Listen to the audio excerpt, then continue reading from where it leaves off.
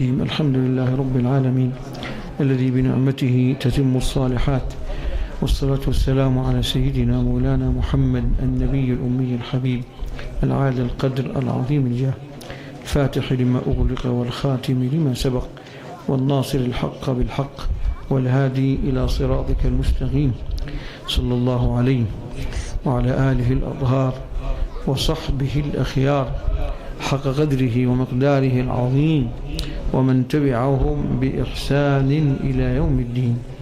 أما بعد، فأيها الأحبة، سلام الله عليكم ورحمته وبركاته. ليلة طيبة ومباركة، ونحن نحتفل فيها بزواج ابن أخونا الشيخ موسى. نسأل الله أن يجعله زواجا سعيدا مباركا. وهي ليلة طيبة مباركة علشان ليلة عاشوراء، وليلة عاشوراء من الليالي التي يستجاب فيها الدعاء والتي يستحب قيامها. وفي يوم عاشوراء يستحب صيامه استحبابا أكيدا، لأن رسول الله صلى الله عليه وسلم يقول: صوم يوم عاشوراء أحتسب على الله تعالى أن يكفر السنة الماضية. وقالوا العلماء أن صوم عاشوراء لي 3 مراتب. المرتبة الأولى درجة أولى، يعني درجة أولى ممتازة، أنك تصوم 9 أو 10 و11، عشان في حديث كده عن النبي صلى الله عليه وسلم: صوموا يوم عاشوراء ويوما قبله ويوما بعده. الدرجة الأولى. الدرجة الثانية أنك يما تصوم 9 و10 أو 10 و11. في رواية ثانية لنفس الحديث: صوموا يوم عاشوراء ويوما قبله أو يوما بعده. يبقى ديك يوما قبله ويوما دي أو جابت مرتبة ثانية. مرتبة الثالثة صوم عاشوراء نفسه، وده ثوابه عظيم. بكرة الخميس إن شاء الله يبقى حصوم اللي عايز يصوم عاشوراء حيصوم بنيتين: نية عاشوراء ونية الخميس، فيعطيه الله تعالى ثواب اليومين. شوف كده فضل الله العظيم سبحانه وتعالى. وإن شاء الله حنسمع الشيخ عبد الحميد بعد هذه الجلسة. سمعنا الأول الشيخ الدشناوي، الشيخ الدشناوي القارئ في دشناوي مداح، ودشنا ما شاء الله يعني فيها الله أكبر خيرات كثيرة وبركات يعني. لكن إيه، ما تاخدوش الجانب السلبي، لا، زي الجماعة دول الجماعة اللي بالك ياخدوا السلبيات في كل حاجة، دول مرضى نفسيين والعياذ بالله. لكن الذي ينظر إلى الجانب الإيجابي هو العاقل، لكن ينظر إلى الجانب السلبي يبقى مش كويس. نجيب له كوباية وبعدين نصها مليان مية، مليان سكر، خلاص يبقى لما يقول إيه العاقل يقول إيه: يا سلام الكوباية دي نصها مليان سكر. لكن اللي مخه مش كويس يقول نصها فاضي. طب ليه تبص على النص الفاضي انت؟ فالمهم قرأ الشيخ من سورة الأحزاب وسور الشمس وغيرها. احنا هنتكلموا في دقائق عن القرآن اللي قرأ الشيخ. يعني واحد يقول لما حدثنا عن الجواز، طب عايزين انتوا حديث عن الجواز عارفينها كلها، صح ولا لا؟ الزواج نص الدين، والزواج مش عارف ايه، مش معروف. ولو ما فيش احاديث هتتجوز ولا لا؟ يعني الجواز ده ايه؟ للكل، ده مش للانس. يعني شوف، الانس مسلمين يهود ونصارى وبوذيين كله بيتجوز. هل بيتجوز عشان النبي قال يتجوزوا؟ لا، ده فطرة. ده مش الانس، ده الجن عايز يتجوز. تقولوا الجن، امال الجن ليه امال ليه؟ مش القرآن قال: افتتخذونه وذريته اولياء من دوني وهم لكم عدو. تتخذون ابليس وايه وذريته. من وين الذريه؟ جو من الجواز بيتجوزوا. الا الملائكه بس اللي مش هتتجوز في المخلوقات. الملائكه لا يتناكحون ولا يتناسلون ولا ياكلون ولا يشربون ولا ينامون. لكن كل المخلوقات تتناكح وتتناسل وتتولد. يعني حتى البهائم، امال ده مش البهائم، ده النباتات فيها زواج. والقرآن قال كده سبحان الذي خلق الأزواج كلها مما تنبت الأرض ومن أنفسهم ومما لا يعلمون. ده القرآن يقول مش النباتات والحاجات، لا، ده كل اللي انت شايفه في الكون فيه ذكر وانثى، حتى في الكهرباء في ذكر وانثى، حتى مش عارف في الحديد ولا ذكر وانثى، صح ولا لا؟ والقرآن يقول ايه؟ ومن كل شيء خلقنا زوجين، من كل شيء خلقنا زوجين. حتى كمان سيادنا وصلوا الأمر إلى تزاوج المعاني. المعاني الظلام اقصاده ايه؟ نور. هذا مش تزاوج لكن به تنوع. الزواج النور، الليل النهار، ما الليل والنهار ده متجوزين في الجواز. يولج الليل في النهار ويولج النهار في الليل وآية لهم الليل نسلخ منه النهار. شوف كل ده. وهكذا في الزواج. إذن فطرة الله العامة التي خلقها في الكون كله. ليه؟ لينفرد هو بأنه الواحد الأحد. ومن كل شيء خلقنا زوجين لعلكم تذكرون ففروا إلى الله. سيبكم من كل الأزواج المتزاوجة وفروا إلى الواحد الأحد سبحانه وتعالى. فعشان كده هنتكلموا يعني دقائق في الآيات اللي قراها. سورة الأحزاب دي من السورة العظيمة، ويسموها سيادنا العلماء المحبين يسموها سورة النبي. دي عشان في أكثر سورة في القرآن ورد فيها اسم النبي، وأكثر سورة في القرآن ورد فيها الحديث عن النبي صلى الله عليه وسلم. تحدثت السورة عن النبي ومنزلته، وعن النبي وعترته، وعن النبي وأزواجه، وعن النبي وبيوته. لا تدخلوا بيوت النبي يا أيها النبي قل لأزواجك وبناتك ونساء المؤمنين. لو إيه وأعظم يا واد. وبعدين العيال اللي هنا دول سكتوهم اللي بشا، واحد يسكت العيال اللي هنا، سكتوا العيال اللي هنا.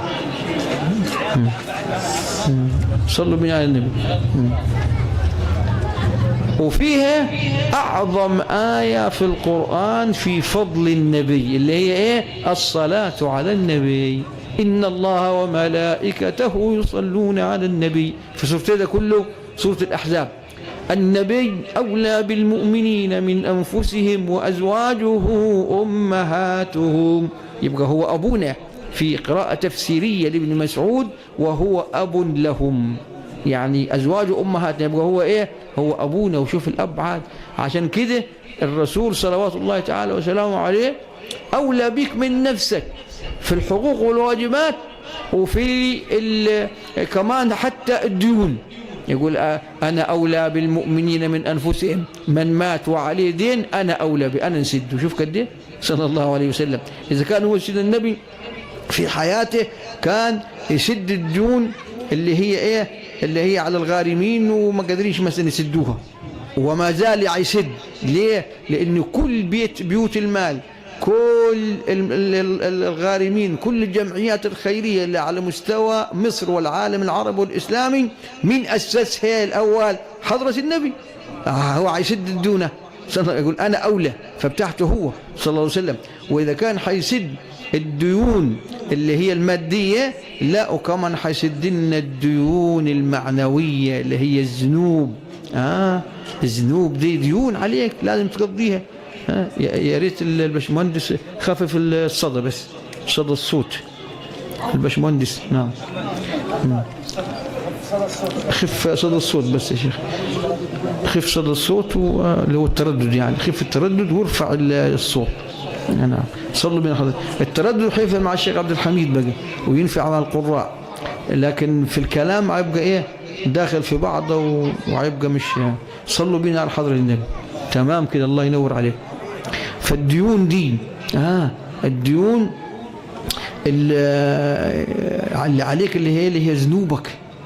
عشان كده يقول سيدنا عباس الدين يكلم حضرة النبي صلى الله عليه وسلم يترجاه، يقول له جد لي إن جئت الله وديوني كالثقلين. شوف ايه ديوني؟ ذنوبي كد ذنوب الثقلين، كد الإنس والجن، كثيرة قوي.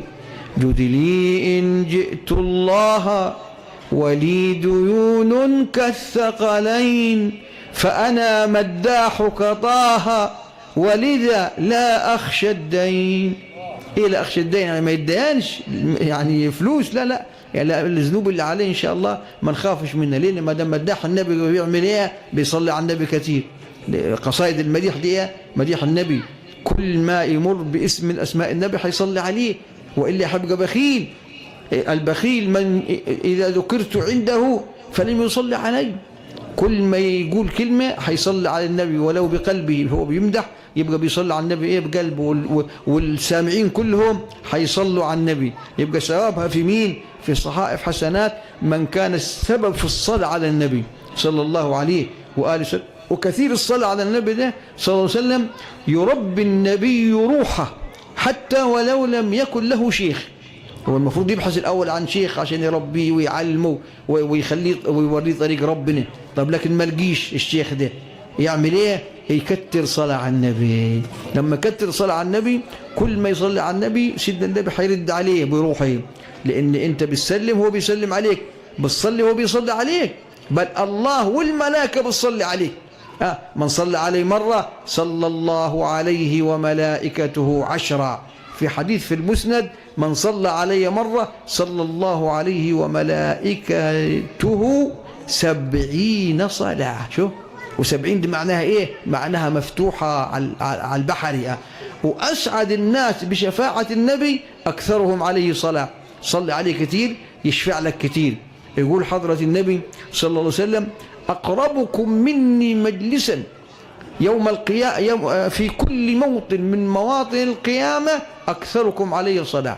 اللي إيه يعني مواطن القيامة دي كثيرة قوي، عند الصراط وعند الميزان وعند طائر الصحف وعند الحوض، كل ده في القيامة دي مواطن يقعد فيها الإنسان يجلس فيها، اللي يوقف واللي يجلس واللي يبقى في ظل الله يوم لا ظل إلا ظله. نعم، فكل موطن من المواطن دي بيكون فيها سيدنا النبي صلى الله عليه وسلم. أقرب واحد حيكون أقرب لسيدنا النبي اللي كتر صلاة عليه.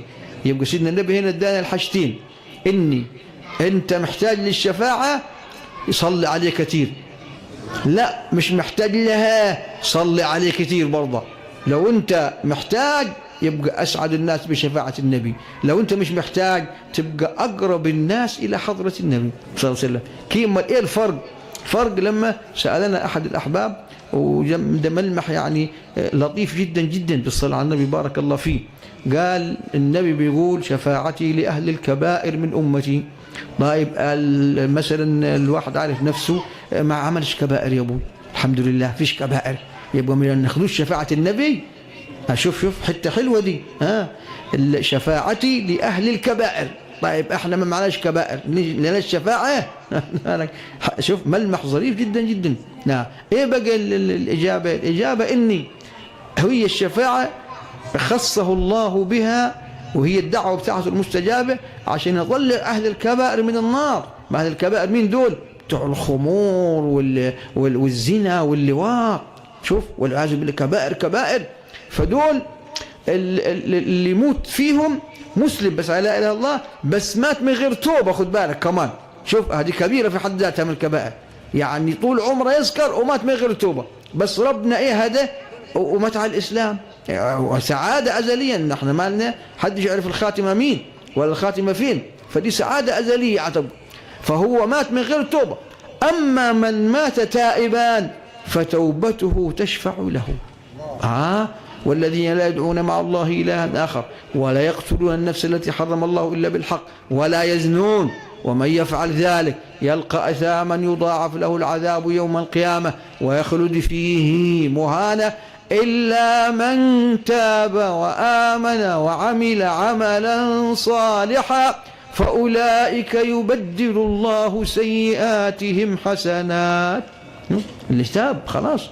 لكن دي المين؟ شوف لأهل الكبائر اللي هم ما تابوش. شوف سيدنا النبي يعمل لهم ايه؟ هيشفع فيهم ويطلعهم من النار. هيخشوا النار، امال ايه؟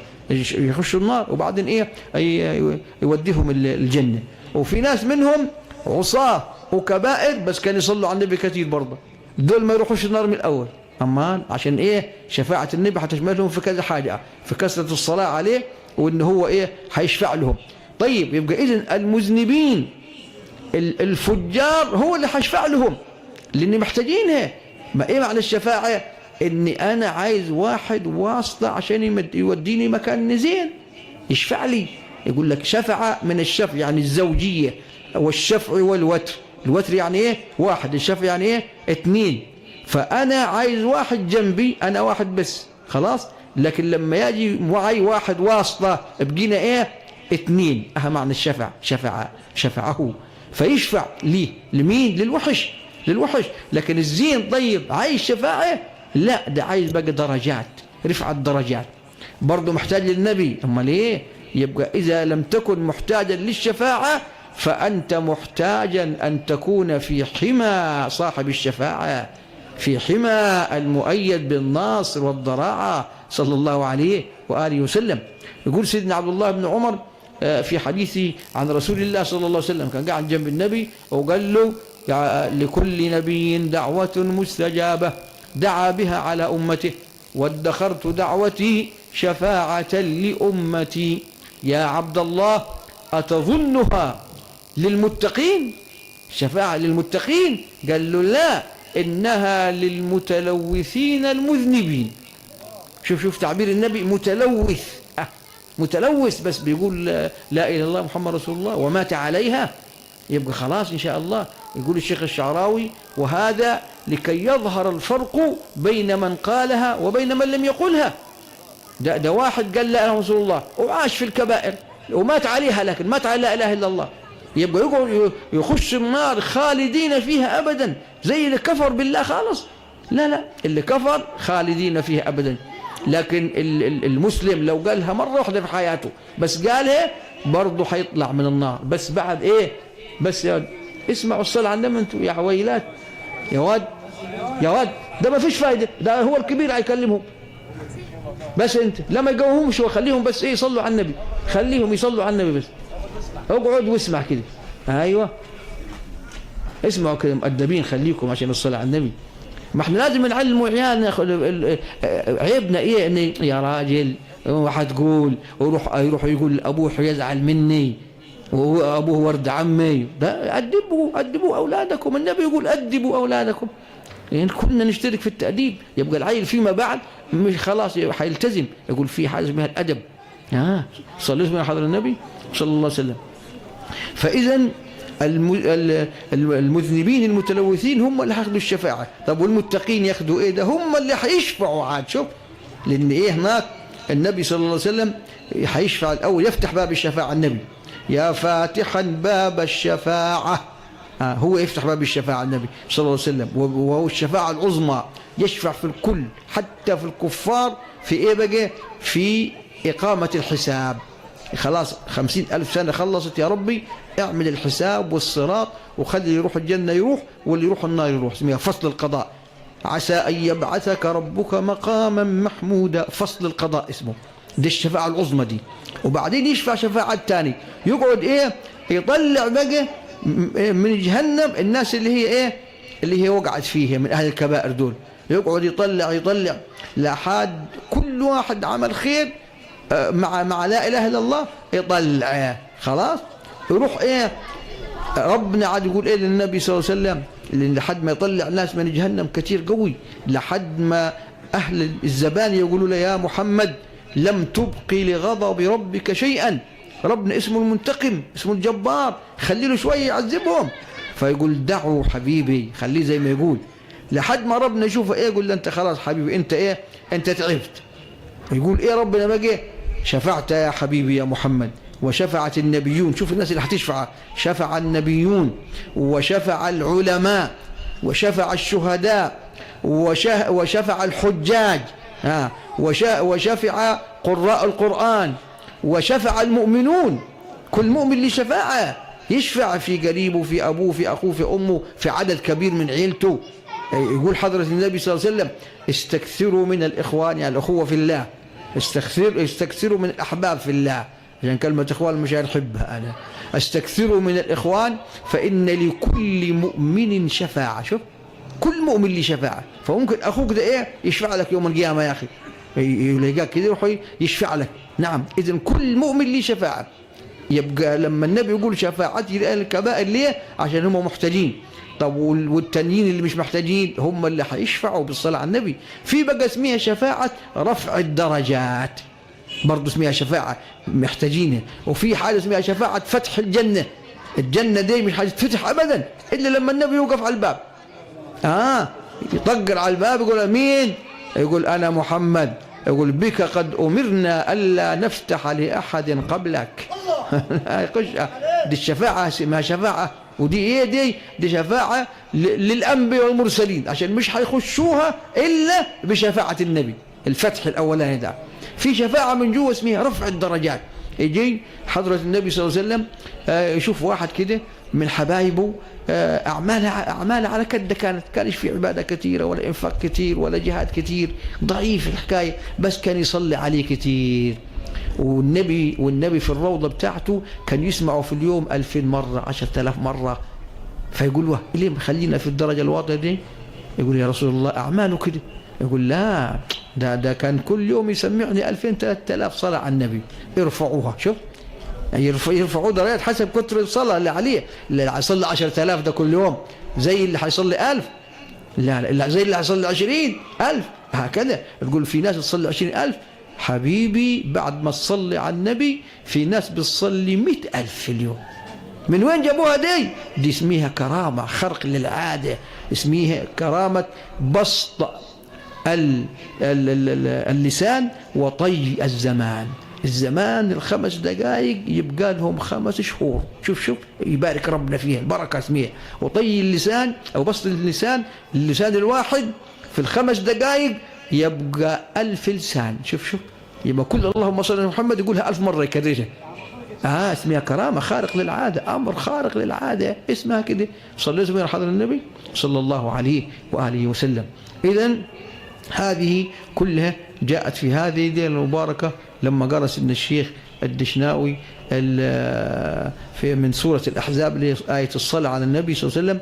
ولما أحد المحبين، يعني أنا مش عايز أذكر اسمه، لو هو عايز نذكره يعني، لكن أحد المحبين سألني هذا السؤال اللي هو يعني ما حدش خد باله قبل كده، في حد سأله لي صراحة، لأن شفاعتي لأهل الكبائر. طب وإحنا واخد بالك عايز يفوز بالنبي، عايز النبي برضه معاه صلوات الله وسلامه عليه. نعم. فهذا كله يعني برضه بركات أبو العريس، يعني يعرفش أرض العريس، تعرف أبوه الشيخ موسى، مش موسى أبوه موسى ده بالصلاة على النبي. نشوفوه في الحضارات دائما الله أكبر ويستفتح وياجي كده بالفرقة بتاعته بتاع الدراويش، وقاعد يقول له كيف فرقة دي؟ الفرقة دي بتاعت المزيكا يا راجل، ده أنت عارفش قرآن ولا عارف لغة. أمال دي فرقة معناها أي طائفة من الناس كده. ده النبي يقول إيه؟ يقول ما خلق الله فرقتين إلا كنت في أحسنهما فرقة.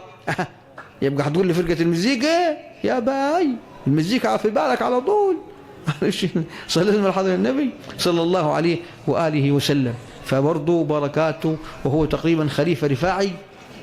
الرفاعي والرفاعي ده اللي حكاهم مع سيدنا النبي صلى الله عليه وسلم. والرفاعي شيخ كل مشايخ الطرق، خد بالك. الشاذلي سالك عن الرفاعي بالواسطة. يعني ايه بالواسطة؟ يعني عن الرفاعي. كلهم ده، وهو صاحب اليد، قبضة اليد، عارفينها ولا قبضة اليد؟ لما وقف أمام النبي صلى الله عليه وسلم وقال له في حالة البعد روحي كنت أرسلها تقبل الأرض عني وهي نائبتي. نائبة بالبه كده، مش نائمتي، لا، لأن لو نائمة كان قال وهي نائمة، لا، وهي نائبتي بالنيابة عني. كنت ببعت روحي بالنيابة عني، بعت روحي تجيب روحي عند اللي عندهم روحي. ايوه، تقبل الأرض عني وهي نائبتي، والآن دولة الأشباح قد حضرت فامدد يمينك كي تحظى بها شفتي. فمد الرسول صلى الله عليه وسلم يده من الروضة الشريفة وقبلها الإمام الرفاعي أمام ألوف الحاضرين، وكان من ضمن الحاضرين سيد عبد القادر الجيلاني. شوف رضي الله عليه، فاسمه صاحب القبضة فشوف الليلة بتاعتها بالصلاة على النبي كلها بقت في الصلاة على النبي صلى الله عليه وسلم. لا كمان استنوا عدد الوقت على طول هيشتغل بقى مديح حضرة النبي. ومن مين؟ من الشيخ عبد الحميد الرزيقي. الراجل ده نحبه جدا جدا لاني ليه كده يعني الكلام اللي بيقوله كلام يوزن بماء الذهب، كلام تقيل، كلام زين، كلام يكيف المخ، مش كده يروح ويجي. يعني في مداحين زي المداح هياخد 10,000، ده واخد 18,000 كانوا يقولوا ولا 20,000 ياخدوا. هو ايه؟ هو مزيكا كلها 3/4 مزيكا، وين حتى يقول حاجه او بعدين كلام ورد عم حديث. لكن هتسمعوا الشيخ الحميد لا، كلام للامام ابو العزايم، كلام لسيدي علي عقل، كلام لابن الفارض، كلام للشبراوي، وساعات صدقني هيجيب كلام المداحين وشعراء. انا نقول لمين هم دول؟ يخلينا ندور عليهم على النت، نقول مين يا اخو الشعراء دول؟ الله اكبر. يعني عندي الله اكبر يعني خزين جامد، وعندي كنوز في مدح النبي صلى الله عليه وسلم. وهو تربى على هذا، يعني هو تربى من الاول من هو صغير يحب المديح ويقعد في مجالس المديح. ومن الحاج عبد الماجد ابو دوح رحمه الله عليه وغيره من هدول، هو الشيخ الحميد والحج عبد الماجد، دول احسن الناس مداحين على مستوى المنطقه عشان الكنوز اللي هم حافظينها. ولو اتيحت لهم الفرصه ان يبقوا في الفضائيات كان غزوا الفضائيات. بس المصيبه الطامه ان الفضائيات لاهل الفضاء الفاضيين، لكن التقال مش هيروحوا. حتى في العلماء التقال ولا حد يقعد في الفضائيات. والاولياء التقال. حد يسمع الشيخ صالح الجعفري في التلفزيون؟ في ليه لقاءات على التلفزيون؟ حد شاف للحج محمد احمد رضوان على التلفزيون؟ فيش. التقيل فخليه معانا هو الشيخ عبد الحميد.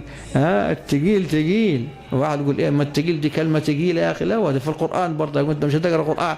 انا سنلقي عليك قولا ثقيلا يوما ثقيلا. خد بالك. لا، التقيل دي ليها حكايه. التقيل يعني ايه؟ يعني تقيل في المقام، في المعنى. صلوا على حضرة النبي صلى الله عليه وآله وسلم. فإن شاء الله حنعيش معاه بإذن الله رب العالمين. وأنا أطلب من إخواتي الدراويش يعني أن يخشوا على طول على المجلس إن شاء الله، على الذكر على طول، عشان نسمعوا الشيخ. يعني الأحزاب والأوراد احنا خدنا وقت مصلي، الشيخ قرأ والفقير هتكلم كثير، فهم يخشوا إن شاء الله على طول. يقول لك الفاتحة وروحهم في لا إله إلا الله. عايز بيصلوا على النبي، خلاص يصلوا على النبي بس على الماشي. عجبني والله واحد أظني في ليلة العشي، حد معانا ليلة العشي ده الصلوات قالها إيه؟ اللهم صل وسلم على سيدنا محمد في الأولين وصل وسلم على سيدنا محمد في الآخرين. حلوة دي، المطيطة اللي هيطمطوها دي ما تنفعش. اللهم صل وسلم على سيدنا شوف محمد. شوف محمد بيقول كيف؟ تنفعش خالص، تنفعش لحن دي. لا، خليها على طول سيدنا محمد كده في الآخرين. أيوة كده على طول. وخشوا. وبعدين برضو أنصح الدراويش، بما أن احنا ليلة الدراويش يعني الشيخ موسى ما شاء الله كل رفاعية أكيد جوا الطرق كلها عاد، لأن حبيب الكل هو. فإخواننا الله يخليكم نبوس فوق راسكم تفتحوش المجلس بآيات قرآنية ولا صور. ليه؟ لأن في ناس هتغلط كتير قوي في الفاتحة. نقول الحمد لله رب العالمين الرحمن الرحيم مالك إياك نعبد. والله سمعتها كده مرة، إياك نعبد. طب إيه يقولوا علينا؟ يقولوا الدرويش عارف يقرأ الفاتحة، فبلاش تقروهاش خالص. وقل هو الله أحد الله الصمد. ينفع الكلام ده؟ الألف دي مصيبة ضامة، ما تنفعش. لا يا ريت بلاش القراية خالص. خشوا كده على طول على المجلس. وبرضه الفواتح الكثيرة. ايه ليه 20 فاتحة ويقول له مش عارف فاتحة لمين ولاد؟ لا ابدا. اللي هو الفاتحة لأهل الله جميعا. هتكفي والله؟ هتوصلهم كلهم ولا؟ والله كلهم هتوصل. الفاتحة لأهل الله. ده واحد يقول لي عايزين فواتح، كل من طلب منا الفاتحة له الفاتحة، هتكفيهم ولا؟ كده ويلا خش. إنما 20 فاتحة على 20 مش عارف ايه. يا ريت. لا يا ريت الله يخليكم يعني فيما بعد. ليه نحن لو كنت حاليا طولنا على الناس أنا والشيخ الدشناوي عايزين الشيخ عبد الحميد نسمعوه إن شاء الله، ونخش كده في المديح على طول يا ربي، عشان ما حدش برضه عايزين في لا إله إلا الله. الله يكرمكم ويخليكم. لا إله إلا الله، لا إله إلا، هكذا مش لا إله إلا الله، غلط دي، لحن. الشيخ ابو شرقاوي لما سمعها قال مررت على الجلالة وهي تبكي. تبكي مش كده، ما ينفعش، خلوها صحيحة كده. الله يبارك فيكم. ولما الكلام ده كله افتكرت انهردي عشان ليلة الدرويش، ليلة الشيخ موسى خليفة الخلفاء الرفاعية، امال ايه بالصلاة على النبي. بس وما يزعلوش عاد مني ويسامحوني يعني، وبرضه سامحوني على التطويل، بس انا اختصرت لكم الليله الجايه عاد اشوف اللي هي كل ده الفواتح خليتها فتحه واحده، القرايه ما فيش، يبقى كل ده تبع ايه؟ تبع الطويل هني. فيا رب بارك في العروسين وفي كل عروسين في هذه الليلة وقبلها وبعدها يا رب، وبارك في الدرويش، وبارك في أهل الله، وبارك في المحبين، وبارك في اللي كتروا صلاة على حضرة النبي صلى الله عليه وآله وسلم. آمين آمين. وصل اللهم على سيدنا محمد وآله وسلم. والسلام عليكم ورحمة الله وبركاته.